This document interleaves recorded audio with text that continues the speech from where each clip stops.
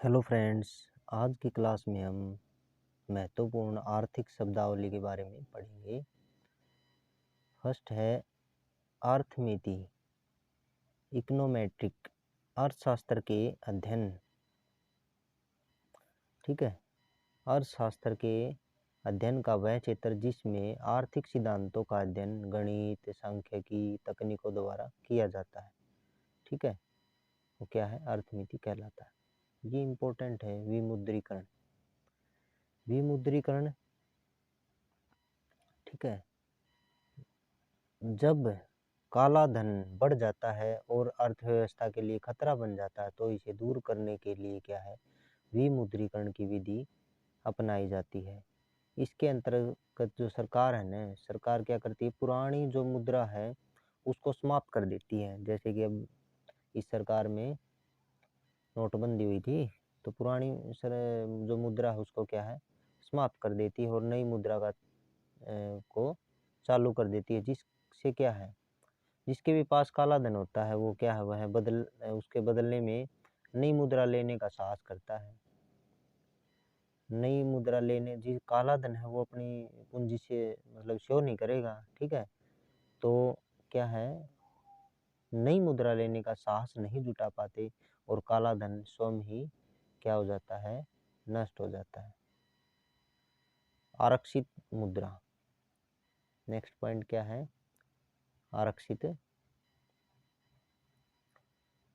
आरक्षित मुद्रा वह मुद्रा जो अंतर्राष्ट्रीय स्तर पर मजबूत हो और अन्य देश उसे ऋण समझौते एवं खाते में एक इकाई के रूप में दिखाने को तैयार हो, उसे आरक्षित मुद्रा कहते हैं। भाई, अंतर्राष्ट्रीय स्तर पर तो मजबूत होनी चाहिए और अन्य देश उसे ऋण समझौते एवं खाते में एक इकाई के रूप में तैयार हो, आरक्षित मुद्रा कहलाती है। दूसरे शब्दों में वह क्या, विभिन्न देशों द्वारा अपने पूंजी भंडार के तहत संचित मुद्रा होती है। जैसे अमेरिकी डॉलर, जर्मन ड्यूस मार्क आदि। ठीक है, और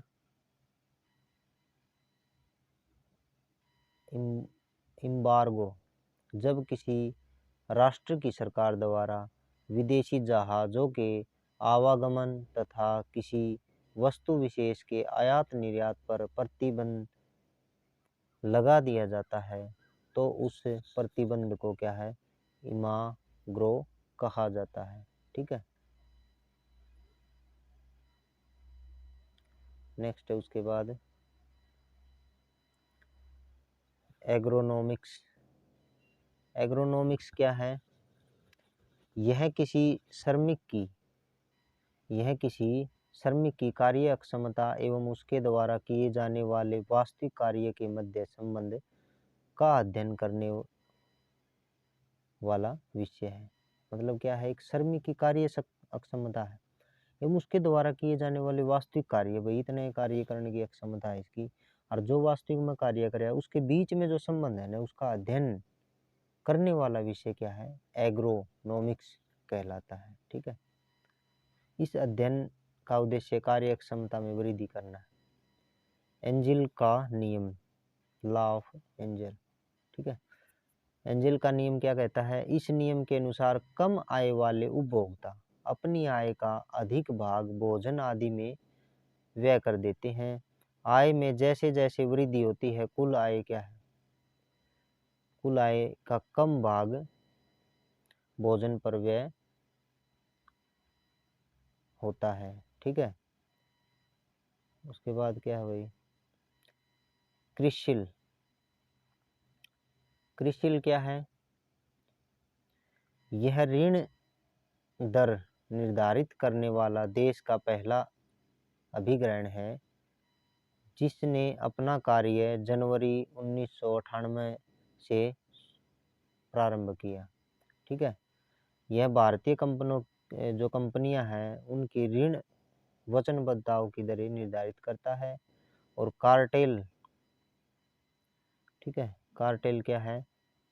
आपूर्ति समूह के बीच स्थापित एक ऐसी सहमति जिसके द्वारा आपसी प्रतिद्वंद्विता को वह पूर्णतः दबाने का प्रयास किया जाता। जो ऐसी सहमति जिनके द्वारा आपसी द्वैधीनता को क्या है असंतः अथवा पूर्णतः दबाने का प्रयास किया जाता कार्टेल के माध्यम। क्लीन फ्लोट क्या है? ऐसी वस्तु मुक्त विनिमय दर जिस पर नियंत्रण स्थापित नहीं किया जा सकता, वो क्या है? Clean float. ठीक है, अर्थात अथवा क्या है, जिस पर सेंट्रल बैंक या सरकार अपना नियम नहीं लागू कर सकती। ठीक है, नेक्स्ट क्या है? कमिंग आउट प्राइस, नए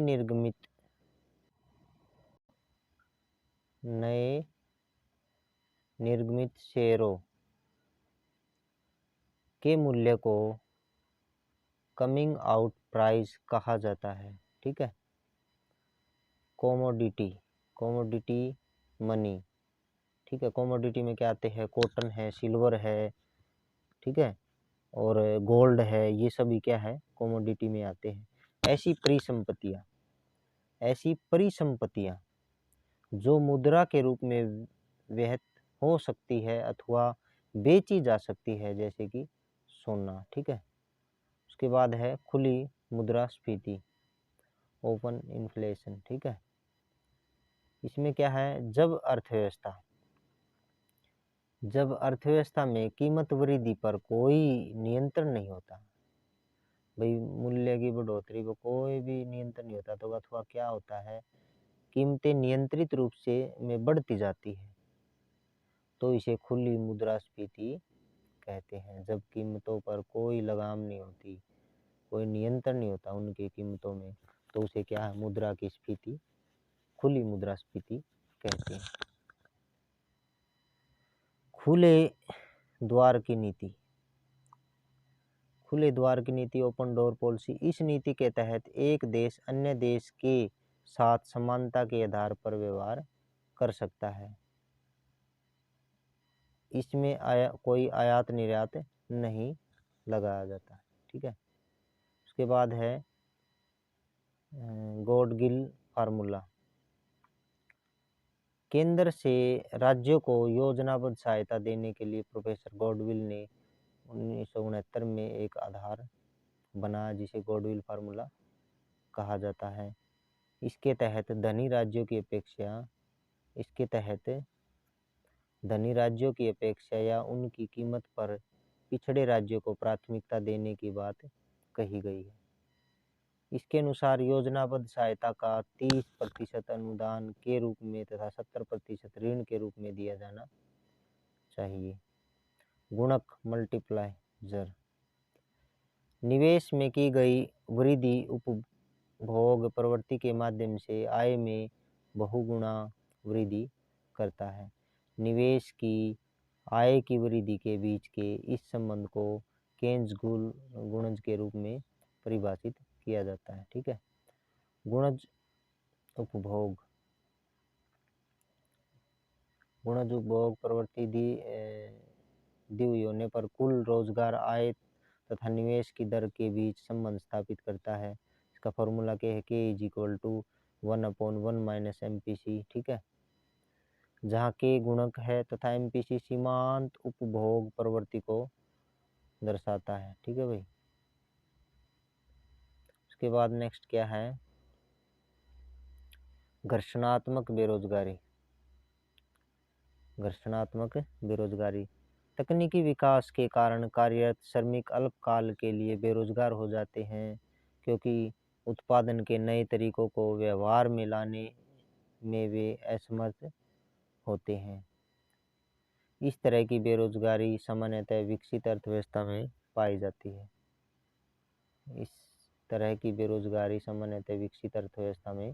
पाई जाती है। छिपी अथवा प्रच्छन्न बेरोजगारी, ऐसे व्यक्ति जो अपनी श्रम शक्ति का कुछ न कुछ उपयोग करते रहते हैं, किंतु अपनी सीमांत उत्पादकता शून्य होती है, प्रच्छन्न बेरोजगारी कहलाती है। भारतीय कृषि में इस तरह की बेरोजगारी देखी जा सकती है। जीरो नेट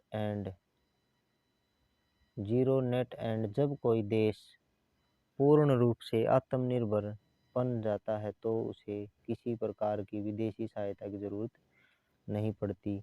ऐसी स्थिति को जीरो नेट एंड कहते हैं। जोबर्स स्टॉक एक्सचेंज का वह सदस्य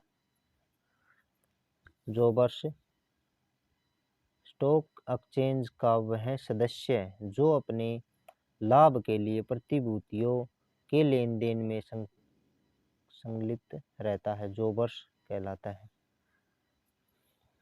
जोबर्स स्टॉक एक्सचेंज। ट्रेडिंग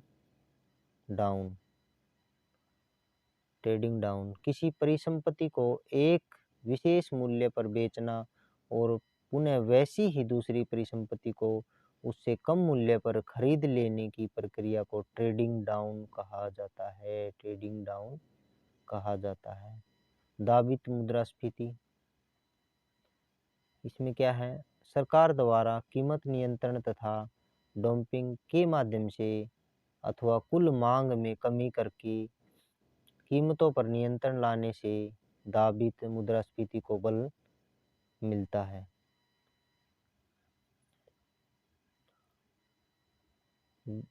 द्विविक्रेता अधिकार, यह ऐसे बाजार को कहा जाता है जिसमें किसी वस्तु के दो ही क्रेता होते हैं, ठीक है। और द्वैधिकार, यह बाजार की वह स्थिति है जिसमें किसी वस्तु के केवल दो उत्पादक या विक्रेता होते हैं। नियर अथवा क्वासीमनी, उन परिसंपत्तियों के लिए वैध शब्द जिन्हें सफलतापूर्वक नगद रूप में बदला जा सकता है, नियर क्वासीमनी, ठीक है। जैसे bill of exchange, cheque, credit card, ये क्या है, नियर अथवा क्वासीमनी कहलाती है। Quasi money, credit card, exchange, cheque, ये क्या है, क्वासीमनी। प्रशासित मूल्य, इसमें क्या है, जब किसी वस्तु के मूल्य का निर्धारण बाजार की मांग पूर्ति की स्वतंत्रता शक्तियों द्वारा नहीं होकर केंद्रीय शक्ति द्वारा होता है, इस प्रकार का मूल्य प्रशासनिक मूल्य कहलाता है। पूर्ति की लॉज, इलास्टिसिटी ऑफ सप्लाई, पूर्ति की लॉज जो है इस बात की माप है कि किसी वस्तु के मूल्य में परिवर्तन के परिणाम स्वरूप उस वस्तु की पूर्ति में सापेक्षिक परिवर्तन किस दर से होता है, पूर्ति की लॉज कहलाती है। पूर्ति की लॉज फार्मूला क्या है, वस्तु की पूर्ति में सापेक्षिक परिवर्तन अपॉन वस्तु के मूल्य में सापेक्षिक परिवर्तन। पेपर गोल्ड क्या है, पेपर गोल्ड वह अंतर्राष्ट्रीय द्रव्य जो IMF, इंडियन म्यूचुअल फंड की पुस्तकों में अंकित रहता है तथा केवल पुस्तकीय प्रविष्टियों द्वारा एक देश से दूसरे देश में पहुंच जाता है, पेपर गोल्ड कहलाता है। इसका उपयोग SDR के रूप में होता है, ठीक है। पोर्टफोलियो, इसका प्रयोग उन समस्त वित्तीय परिसंपत्तियों के लिए किया जाता है जो किसी निवेशक के अधिकार में होता है, जैसे शेयर, लाभांश, सरकारी बॉन्ड आदि, ठीक है। जो ट्रेडिंग करते हैं ना, उनके पोर्टफोलियो मतलब उसका क्या प्रॉफिट चल रहा है, क्या लॉस चल रहा है, वो पोर्टफोलियो में दिखाता रहता है, ठीक है। कितने शेयर की बाइंग है, कितने की सेलिंग हुई। पूंजी पलायन, कैपिटल फ्लाई, मानव समुदाय की भांति पूंजी भी वहाँ शरण लेती है जहाँ उसे अपनी वृद्धि के लिए उचित अवसर मिल पाता है। यदि किसी देश में आर्थिक, सैनिक तथा राजनीतिक दशाएं असामान्य होती है तो उस देश से क्या है, पूंजी का प्रवाह उस क्षेत्र की ओर होने लगता है जहां स्थिति सामान्य होती है।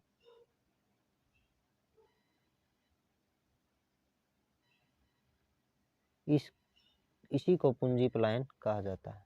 बर्निटेलिज्म, इसका तात्पर्य उस मुद्रा व्यवस्था से है जिसमें सोना चांदी दोनों मुद्रा का मान के रूप में प्रयुक्त होते हैं। बदला, स्टॉक एक्सचेंज से जुड़ा शब्द जिसका अर्थ अगले सेटलमेंट डेट तक शेयरों की बिक्री संबंधित कारोबार को रोकने से है। ठीक है, इस तरह के कारोबार में शेयर बेचने वाला जो है शेयर खरीदने वाले को एक निर्धारित राशि अदा करता है जिसे बदला शुल्क कहते हैं। Beggar my neighbour policy, beggar my neighbour policy एक ऐसी नीति जिसके तहत अन्य देशों के निर्यात को क्षति पहुंचाकर अपने देश के निर्यात को बढ़ावा दिया जाता है। ठीक है, वो क्या है, बेगर माई नेबर पॉलिसी कहलाती है। मुद्रा मूल्यह्रास, डेप्रिसिएशन ऑफ मनी, जब वस्तुओं के मूल्य में वृद्धि हो जाने से मुद्रा क्रय शक्ति घट जाती है तो इसे मुद्राह्रास कहते हैं। मुद्रा बाजार, अल्पकाल के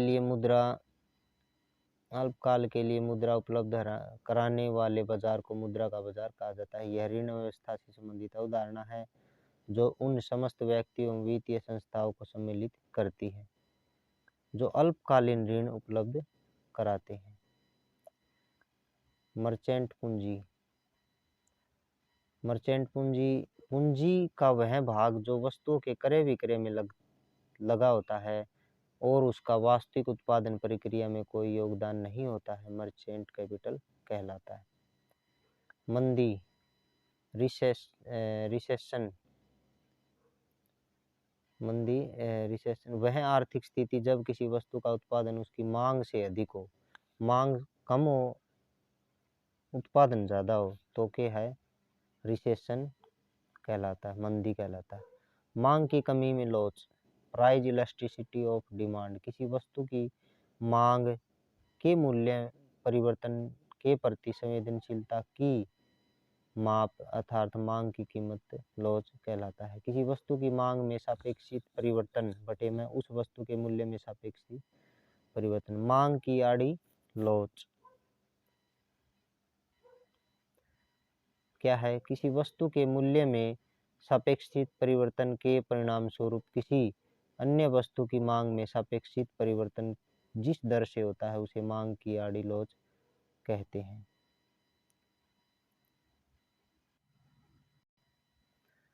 संशोधन निधि, नियमित रूप से धनराशि जमा कर तैयार किया गया ऐसा कोष जिससे किसी ऋण की परिपक्वता पर आसानी से भुगतान किया जा सके, ऋण संशोधन निधि कहलाता है। राशि पतन, डंपिंग, डंपिंग क्या है, किसी वस्तु के अति उत्पादन की स्थिति में बाजार में वस्तु के मूल्य को एक न्यूनतम स्तर से नीचे गिरने से रोकने के लिए वस्तु के अतिरिक्त भंडार को विदेशी बाजार में बहुत कम मूल्य पर बेचने तथा यहाँ तक कि उसे नष्ट कर देने की प्रक्रिया राशि पतन कहलाती है। क्या कहने का क्या मतलब है, किसी वस्तु के जो अति उत्पादन की मात्रा ज़्यादा हो उसकी स्थिति में बाजार में जो वस्तु है उसके मूल्य को एक न्यूनतम स्तर से नीचे गिरने, जो बाजार में एक्चुअल वैल्यू हो उसकी न्यूनतम स्तर है, भाई खर्चा है उस पर 20 रुपये आ रहा है, ठीक है, उससे भी अगर नीचे चल जाएगी तो क्या है, उस चीज़ को रोकने के लिए वस्तु के अतिरिक्त भंडार को विदेशी बाजार में बहुत कम मूल्य पर बेचने तथा यहाँ तक कि उसे नष्ट कर देने की प्रक्रिया राशि पतन कहलाती है। ऋण सेवा अनुपात, इसमें क्या है, एक वर्ष में किसी अर्थव्यवस्था के कुल मूलधन या एवं ब्याज तथा निर्यात के कुल मूल्य का अनुपात ऋण सेवा अनुपात कहलाता है। ठीक है, यह जो है वस्तु की अर्थव्यवस्था की ऋणग्रस्तता का सूचक है, साथ ही यह उस अर्थव्यवस्था की ऋण अदायगी की अक्षमता को व्यक्त करता है। ऋण संज्ञाल, डेब्ट ट्रैप, यह उस स्थिति को दर्शाता है जब कोई देश या व्यक्ति की बिना नया ऋण लिए क्या है ऋण बिना कोई नया ऋण लिए पूर्व में लिए गए ऋण को चुका पाने में असमर्थ होता है तो ऋण संजाल कहलाता है। लोक ऋण अनुपात, इसका तात्पर्य सार्वजनिक मौद्रिक ऋण तथा सकल राष्ट्रीय उत्पाद के उत्पादन से है। विनिमय पत्र, बिल एक्सचेंज ऐसा विलेख जिसमें लिखने वाले के हस्ताक्षर होते हैं तथा जिसमें एक शर्त रहित आज्ञा होती है, जिसके द्वारा लिखने वाला किसी विशेष व्यक्ति को यह आदेश देता है कि वह निश्चित राशि उस विशेष व्यक्ति अथवा विलेख के वाहक को भुगतान कर दे। ठीक है, विनिमय पत्र क्या है? ऐसा विलेख जिसमें लिखने वाले के हस्ताक्षर हुए हैं, जिसमें एक शर्त रहित आज्ञा होती है, भाई शर्त मेंशन होती है, जिसके द्वारा लिखने वाला व्यक्ति किसी विशेष व्यक्ति को यह आदेश देता है, कोई विशेष व्यक्ति को आदेश देता है कि वह निश्चित राशि उस विशेष व्यक्ति अथवा विलेख के वाहक को भुगतान कर दे। विखंडित मूल्य, किसी वस्तु को उसके पैकेजिंग, ब्रांड एवं वितरण के अंतर होने के कारण विभिन्न मूल्यों पर बेचने की प्रक्रिया विखंडित मूल्य कहलाती है। अभिजात्य धनी वर्ग, दैनिक इस्तेमाल की जाने वाली वस्तुओं को व्हाइट गुड्स, श्वेत वस्तु कहा जाता है। जैसे कार, टीवी, इन्हें क्या है? व्हाइट गुड्स, श्वेत वस्तु कहा जाता है। Fridge, washing machine, juicer, microwave, ये डेली यूज करने वाले जो वस्तु है इनको। ठीक है,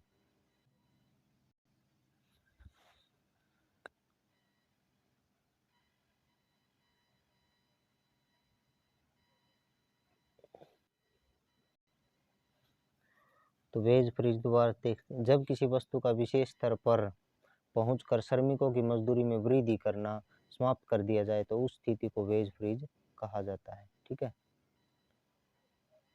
वैधानिक स्थानांतरण, वित्त आयोग की अनुशंसाओं के अनुरूप केंद्र द्वारा राज्यों के को संसाधनों का वितरण वैधानिक स्थानांतरण कहलाता है। शुद्ध पुनरुत्पादन दर, अच्छा शुद्ध प्रजनन दर, कुंजुस्की की प्रजनन दर भी कहा जाता है इसे। यह वह दर है जिस पर किसी देश की महिला जनसंख्या अपने आप को प्रतिस्थापित कर सकती है। यदि शुद्ध पुनर्स्थापन कर दर 1 हो तो देश की जनसंख्या में स्थिरता की प्रवृत्ति होगी। यह दर 1 से अधिक होने पर जनसंख्या में वृद्धि होती है तथा 1 से कम होने पर जनसंख्या घटने की प्रवृत्ति पाई जाती है। समर्थन मूल्य, समर्थन मूल्य ऐसी कीमतें जो सरकार द्वारा निश्चित की जाती है तथा इनकी कीमतों पर सरकार वस्तुओं को खरीदने के लिए प्रतिबंध होती है। मतलब क्या है? ऐसी कीमतें जो सरकार द्वारा निश्चित की जाती है, सरकार निश्चित कर दे, समर्थन मूल्य का जिक्र है, तथा किसी अन्य कीमतों पर सरकार वस्तुओं को खरीदने के लिए प्रतिबद्ध होती है तो समर्थन मूल्य कहलाती है। बाजार में वस्तुओं की कीमत इन मूल्यों से कम नहीं हो सकती। सांख्य संकुचन की नीति, साख संकुचन की नीति क्या है? क्रेडिट स्क्वीज पॉलिसी, केंद्रीय बैंक द्वारा ऋणों को कम करने के लिए अपनाई गई नीति को साख संकुचन की नीति कहा जाता है। मतलब जो केंद्रीय बैंक द्वारा ऋणों को कम करने के लिए जो नीति अपनाई जाती है वो क्या कहलाती है? साख संकुचन की नीति। इसमें बैंकों द्वारा ऋण देना सीमित अथवा बंद कर दिया जाता है ताकि बाजार में अधिक मुद्रा प्रचलन को रोका जा सके। सिंकिंग फंड, किसी कंपनी को प्राप्त लाभ अथवा सरकार से प्राप्त आय से स्थापित कोष जिससे ऋण का भुगतान या कंपनी के उत्तरदायित्व को पूरा किया जा सके उसे क्या सिंकिंग फंड कहते हैं। मतलब क्या? किसी कंपनी को प्राप्त जो लाभांश है, लाभ है, सरकार से जो प्राप्त आय है उससे जो स्थापित कोष तैयार होता है, उस जिससे ऋण का भुगतान या कंपनी के उत्तरदायित्व को पूरा किया जा सके, उसे सिंकिंग फंड कहते हैं। सुपर 301 सुपर 301 में क्या है, इसमें क्या है भाई, सुपर 301 प्रावधान संयुक्त राज्य अमेरिका के व्यापारिक नियम से संबंधित है। सुपर 301 क्या है, संयुक्त राज्य अमेरिका के व्यापारिक नियम से संबंधित है। यह नियम उन देशों पर लगाया जाता है जो अमेरिकी निर्यात को हानि पहुंचाने का प्रयास करते हैं, उन पर क्या सुपर 301 लगाया जाता है।